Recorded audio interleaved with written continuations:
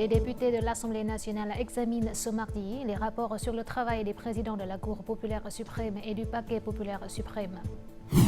Les nids d'hirondelles vietnamiens sont officiellement autorisés à être exportés vers le marché chinois. La province de Thừa Thiên Huế s'efforce de préserver les valeurs du patrimoine culturel en promouvant le mouvement de dons d'antiquités.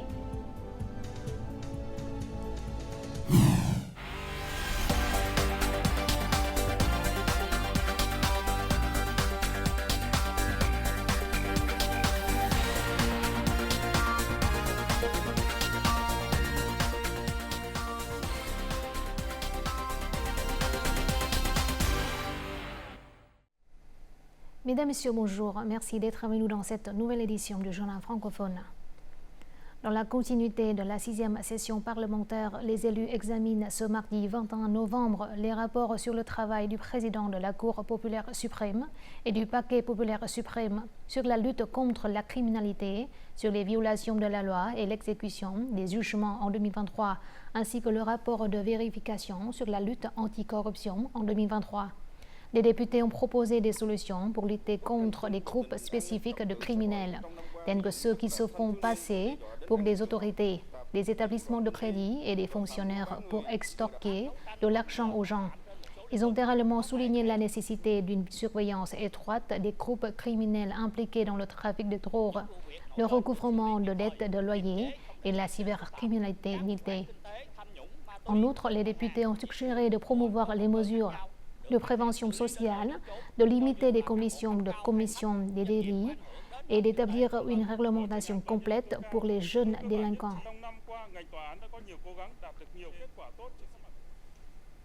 Le président Võ Văn Thưởng a eu cet après-midi une rencontre avec les délégués internationaux participant à la 11e conférence internationale de la Croix-Rouge et du Croissant-Rouge pour la région Asie-Pacifique qui se tient au Vietnam.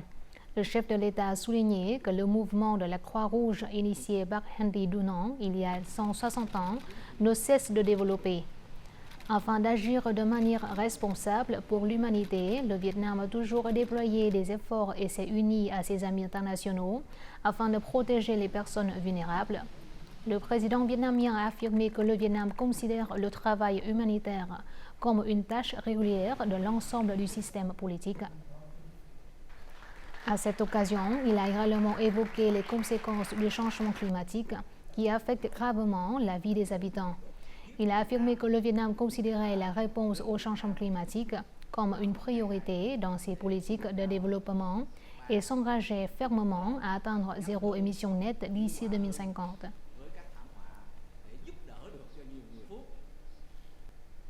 La cérémonie d'ouverture de la 11e conférence internationale de la Croix-Rouge et du Croissant-Rouge pour la région Asie-Pacifique AP11 s'est déroulée ce matin à Hanoï, sous le thème Asie-Pacifique préparé aux catastrophes. La conférence a rassemblé des dirigeants et des représentants de la Fédération internationale des sociétés de la Croix-Rouge et du Croissant-Rouge, du Comité international de la Croix-Rouge, ainsi que les associations nationales de la région Asie-Pacifique, du Moyen-Orient et de l'Afrique du Nord. Le vice-premier ministre vietnamien Trần Lưu Quang, qui a présidé la cérémonie, a souligné que le Vietnam était fier d'accueillir la conférence pour la deuxième fois. Il a affirmé que le parti, l'État et le peuple vietnamien demeuraient fermement attachés au travail humanitaire international, exprimant le désir de contribuer de manière positive et efficace à ce mouvement.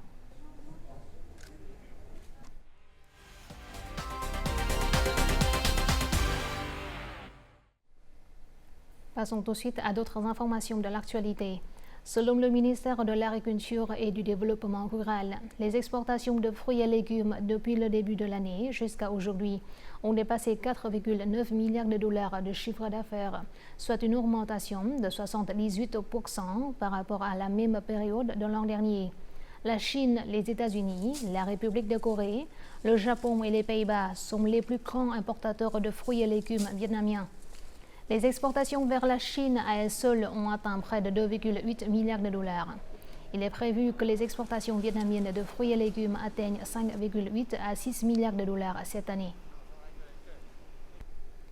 Bonne nouvelle pour les entreprises vietnamiennes de production de nids d'oiseaux. Le ministère de l'Agriculture et du Développement rural du Vietnam et l'Administration générale des douanes de Chine ont récemment signé un protocole sur l'exportation officielle des nids d'hirondelles vietnamiens vers la Chine. Le nid d'oiseau est un produit agricole de grande valeur et est particulièrement apprécié sur le marché chinois. L'exportation officielle de ce produit vers ce marché de 1,4 milliard d'habitants devrait donc créer de grandes opportunités pour le Vietnam. Les premiers nids d'oiseaux raffinés du Vietnam sont désormais disponibles sur le marché chinois. L'Administration générale des douanes de Chine a accordé des codes d'exportation pour deux types de produits à partir de nids d'oiseaux vietnamiens. Les partenaires chinois ont passé près d'un an à mener des recherches au Vietnam pour identifier les entreprises appropriées pour produire des nids d'oiseaux répondant à leurs exigences. Après avoir reçu les ingrédients, nous utilisons un processus de pasteurisation minimale à 70 degrés sur les nids d'oiseaux. Nous devons nous assurer qu'ils répondent aux normes d'exportation et aux normes nutritionnelles de la Chine. Avec une forte demande de nids d'oiseaux en Chine, nous prévoyons d'importer ces produits du Vietnam. Nous sommes toujours prêts à coopérer avec des entreprises capables de répondre à nos normes. La production de nids d'hirondelles du Vietnam est actuellement d'environ 150 tonnes pour une valeur de plus de 600 millions de dollars. La Chine reste le plus grand marché mondial pour ce produit. Alors, pour stimuler les exportations vers ce marché, il est nécessaire d'augmenter la capacité de transformation et de diversifier les produits. Nous pouvons fabriquer des centaines de produits à partir de nids d'oiseaux. Par exemple, des boissons ou des soupes aux nids d'oiseaux.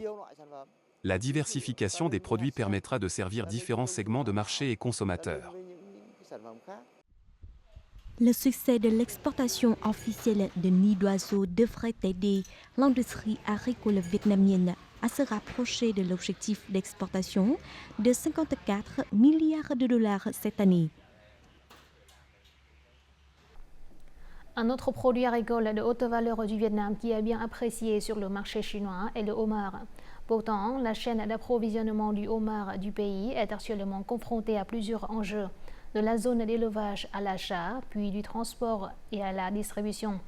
Bien qu'il soit urgent de trouver des solutions pour résoudre tous ces problèmes, de nombreux experts estiment que la priorité absolue est de renforcer les exportations du homard par voie officielle vers la Chine. Avant la pandémie de Covid-19, la Chine avait mis en place des réglementations visant à augmenter les importations officielles de produits agricoles. Par conséquent, plusieurs recommandations ont été faites aux éleveurs vietnamiens ainsi qu'aux entreprises d'achat et d'exportation pour les aider à s'adapter aux changements en temps opportun. Afin d'exporter officiellement les homards, la première condition est d'attribuer un code de produit permettant aux importateurs chinois de retracer leur origine. Cela implique que les entreprises et les agriculteurs doivent adhérer à la planification agricole, s'enregistrer et tout déclarer auprès des agences de gestion. J'espère vendre des homards via les canaux officiels. J'élève des homards depuis environ 2 décennies. La plupart de nos homards ont été exportés via des voies non officielles. Certaines chaînes de valeur de homards ont été formées, mais leur potentiel n'a pas été pleinement exploité. Cela nous préoccupe. Pour établir un lien entre les zones d'élevage et les débouchés, il est indispensable de construire une chaîne de valeur durable. Cependant, les producteurs de homard possèdent une expertise uniquement dans l'élevage du homard, tandis que les entreprises maîtrisent les nouvelles réglementations. C'est pourquoi les experts recommandent de donner la priorité à la connexion et à la collaboration entre les éleveurs, les entreprises et les agences de l'État. Ces liens doivent impliquer les entreprises, les agriculteurs, les agences de gestion locales et centrales, ainsi que les scientifiques.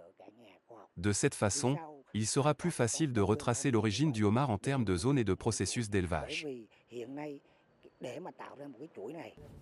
Dans certaines zones d'élevage de homards, plusieurs coopératives ont été créées pour mettre en relation les éleveurs et les entreprises d'achat. Cela a entraîné une augmentation significative des exportations officielles de homards.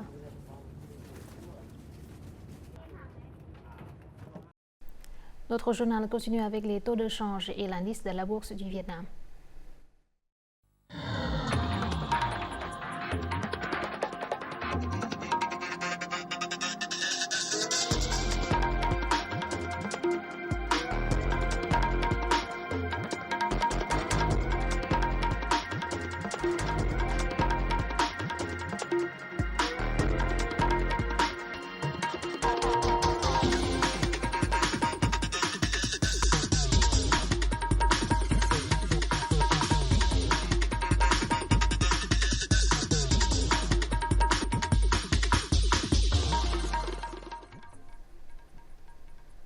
Ces dernières années, l'urbanisation rapide et le développement économique ont modifié les modèles de production et de consommation, aggravant la pollution de déchets plastiques, surtout dans les grandes villes. L'une des solutions efficaces et économiques au problème de déchets plastiques consiste à sensibiliser les gens au tri de déchets à la source, tout en développant la technologie de recyclage. Tout de suite, état de lieu à Ho Chi Minh Ville. Classer séparément les bouteilles ou les sacs en plastique usés avant de les jeter, c'est une habitude pratiquée depuis de nombreuses années par Madame Thuy et les femmes de ce quartier. Ce changement positif est le résultat des efforts visant à persuader et à sensibiliser les gens au tri de déchets à la source. Chaque jour, après les courses ou la cuisine, j'ai l'habitude de trier les déchets ménagers. Je mets les sacs et bouteilles en plastique dans une poubelle séparée.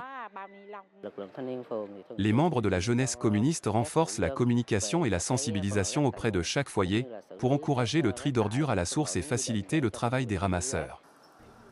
Selon un rapport de la Banque mondiale, on estime que le Vietnam perd près de 3 milliards de dollars chaque année, faute de recyclage de déchets plastiques ménagers. Ho Chi Minh Ville dépense à elle seule environ 1200 à 1500 milliards de dong chaque année pour la collecte et le traitement des déchets, ce qui représente 3,5% de ses dépenses budgétaires. Pour chaque groupe résidentiel, il y a une personne chargée de la sensibilisation à la réduction de déchets plastiques. Toutes les mesures et solutions visant à réduire la consommation de matières premières et à prolonger le cycle de vie des produits sont considérées comme l'économie circulaire. Le tri d'ordures à la source en est une des solutions les plus efficaces. Les déchets plastiques peuvent rapporter de l'argent s'ils sont traités et recyclés par des méthodes technologiques. Le cycle de recyclage peut transformer les déchets plastiques en une ressource. Le traitement de déchets est considéré comme étant efficace lorsque le taux de recyclage atteint le plus haut niveau, permettant de promouvoir une économie circulaire et de minimiser l'impact de la pollution environnementale. Au cours des 4 derniers jours, plus de 70 000 visiteurs sont venus découvrir l'espace de design créatif de Hanoï. L'un des principaux lieux de l'événement, l'usine ferroviaire de Salem, a accueilli 60 000 visiteurs. Le voyage patrimonial de la gare de Long Bien à l'usine ferroviaire de Salem a vendu 7 000 billets et le château d'eau de Hang Do a reçu plus de 3 000 visiteurs. Le festival du design créatif de Hanoï 2023 se poursuivra jusqu'au 26 novembre. Les prévisions météorologiques pour les 5 prochains jours sont généralement très favorables, avec beaucoup de soleil. Cela offre une excellente occasion aux habitants et aux visiteurs de faire du tourisme de plein air. Fin octobre, 2 villes vietnamiennes ont officiellement rejoint le réseau mondial des villes créatives de l'UNESCO. Alors que Dalat est une ville créative dans le domaine de la musique, l'ancienne ville de Hoi An est reconnue comme une ville créative dans le domaine de l'artisanat traditionnel et des arts populaires. Il s'agit d'un événement important et d'une opportunité pour promouvoir l'image de Hoi An en tant que ville créative et riche en valeurs patrimoniales. Tout de suite, les détails. À partir des tronçons de bois pourris importés par les eaux de crue, l'artisan Lê Ngọc Thuận a créé des sculptures uniques pour raconter aux visiteurs les histoires culturelles de Hoi An et de Quảng Nam. Les villages artisanaux bougent et sont toujours en mouvement. Tant qu'ils créent des produits, les gens sont heureux. Quand tout le monde se réunit pour créer des produits, cela crée une pression sur les villages d'artisans pour qu'ils se transforment. L'artisanat traditionnel et les arts populaires sont des atouts exceptionnels que la vieille ville de Hội An a préservés et promu efficacement ces derniers temps. Outre les métiers artisanaux, de nombreuses formes d'art populaires comme le chant Bai Choi ou le chant Ba Chao sont sauvegardées et inclus dans des circuits touristiques.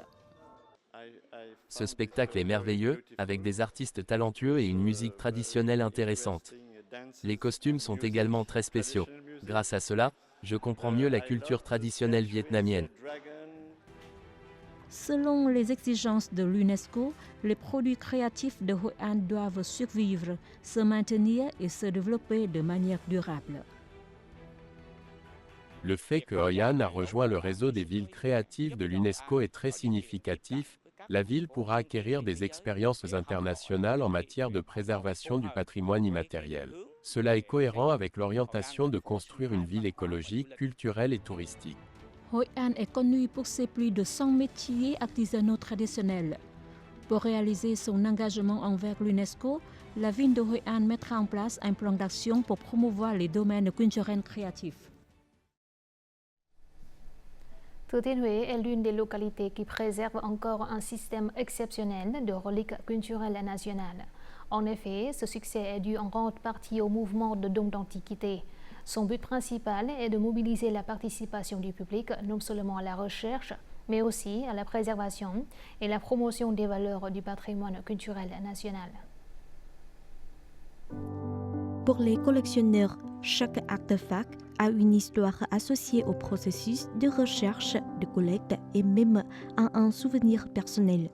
Malgré un sentiment nostalgique, ils ont décidé de faire don des objets qu'ils ont collectés dans l'espoir d'encourager les autres à les suivre, ce qui contribuera à sensibiliser du public, notamment des jeunes, des valeurs du patrimoine culturel national.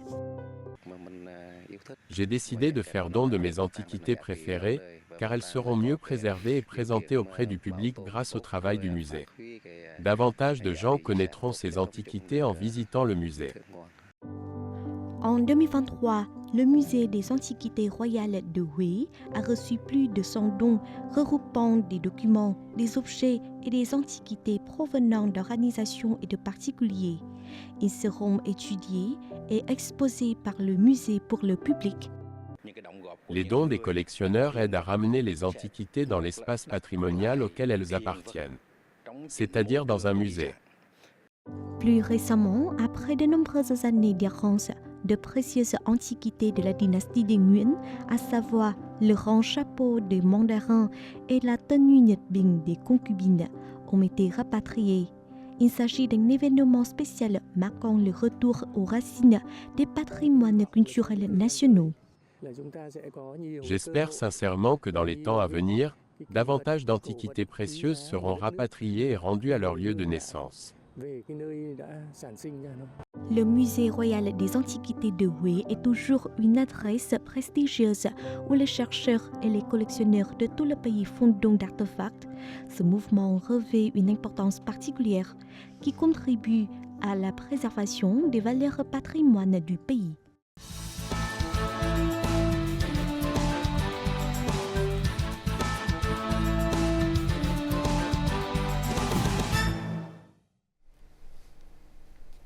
Vêtue d'une chemise imprimée en vietnamien, Da Phương Oanh, mannequin vietnamien de la génération Z, a fait une apparition remarquée sur le podium de la célèbre marque Helmut Lang lors de la semaine de la mode de New York. Cela a attiré l'attention du public international. Avec 5 ans d'expérience dans le domaine, Phương Oanh est devenu le premier mannequin vietnamien à participer aux 4 Fashion Week les plus prestigieuses à travers le monde. Nous la rencontrons sans plus tarder à travers ce chapitre, l'invité du jour, pour découvrir le parcours peu ordinaire de ce mannequin Gen Z sur les podiums internationaux. À l'âge de 24 ans, Da Phương Oanh est devenu le premier mannequin vietnamien à défiler sur les podiums des 4 Fashion Week les plus réputés au monde, dont les semaines de la mode de New York, de Londres, de Milan et de Paris. Avec une taille impressionnante de 1,78 m et un charisme captivant, Da Phương Oanh a défilé sur le podium des marques de mode renommées telles que Dolce & Gabbana, Anna Sui, Sandy Liang et Marc Jacobs. Dans la collection de Helmut Lang pour la saison printemps-été, Phương Oanh a capté l'attention du public avec un design unique inspiré de la langue vietnamienne.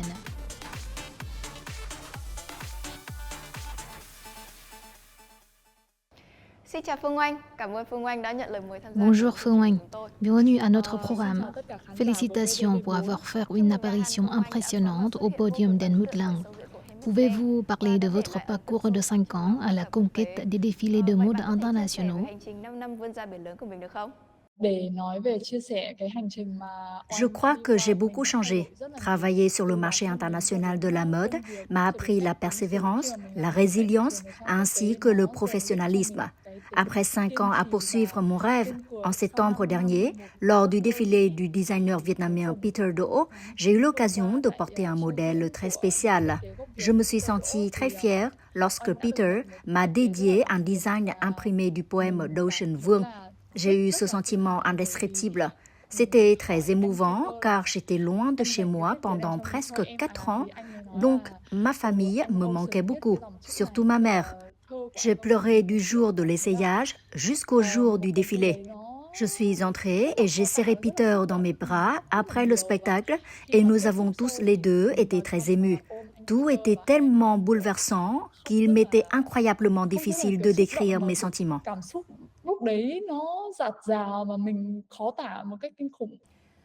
Après avoir écouté votre histoire émouvante, je peux voir la fierté lorsque vous vous êtes présenté comme mannequin vietnamien.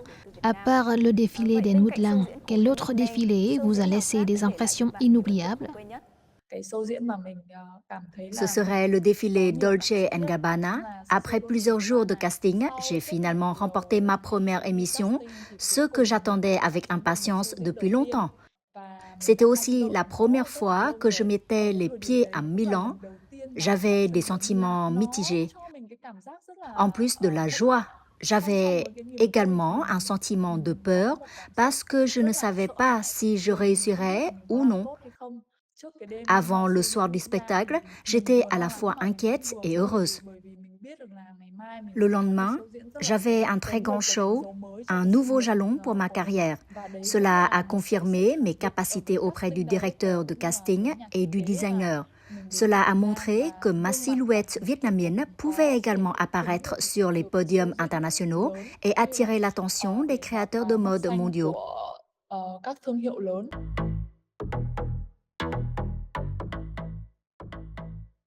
Après avoir participé au programme Next Top Model 2017 du Vietnam, Dahan Phương Oanh a décidé de poursuivre une carrière de mannequin professionnel sur le marché international. Elle a pris diverses mesures pour y parvenir, notamment apprendre l'anglais, suivre des cours de défilé et de séances photos. Elle a envoyé son portfolio à des agences de mannequins internationales. À l'âge de 20 ans, Phương Oanh a signé son premier contrat et part à Londres. En 4 ans, elle a participé à 71 défilés de mode et collaboré avec 81 marques internationales. Elle figurait parmi les 10 mannequins qui ont eu le plus de défilés lors des Fashion Week de la saison printemps-été 2024 à New York et à Londres. Revenons maintenant au début de votre voyage. Quand vous êtes arrivé à Londres, comment vous sentiez-vous à ce moment-là? Avez-vous rencontré des difficultés? Je suis arrivée à Londres à l'âge de 20 ans. C'était aussi ma première fois au Royaume-Uni. Cependant, à cause de la pandémie de Covid-19, je n'ai pu rester qu'un mois avant de repartir au Vietnam. Je me sentais quand même chanceuse de pouvoir retourner au Vietnam avant que tout ne soit fermé. Pendant ce temps, j'ai travaillé dur pour améliorer mes compétences. En séjournant un mois à Londres, j'ai appris que la compétition sur le marché international de la mode est très ardue. Il y a beaucoup de travail. Les modèles doivent donc avoir une forte mentalité pour ne manquer aucune opportunité. Quel est votre projet pour le futur? Dans un futur proche, j'aurai l'opportunité de travailler au Vietnam et de participer à un spectacle vietnamien. C'est certainement une étape importante pour moi de revenir au Vietnam et de faire partie de cette collection. J'espère que tout le monde continuera à me suivre et à me soutenir. Encore une fois, merci beaucoup de votre temps. Je vous souhaite davantage de succès sur le marché international. J'espère que vous continuerez à apporter une belle image d'un mannequin vietnamien auprès des publics étrangers. Voici tout de suite les prévisions météo.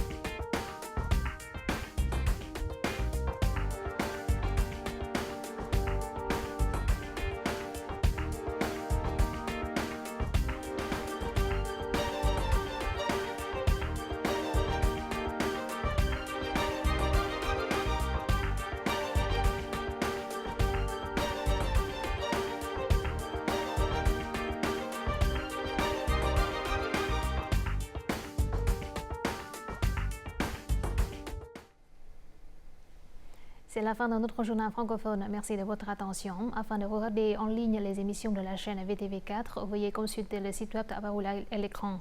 Vous pouvez aussi télécharger l'application VTV Go sur App Store ou Google Play. Au revoir et à très bientôt.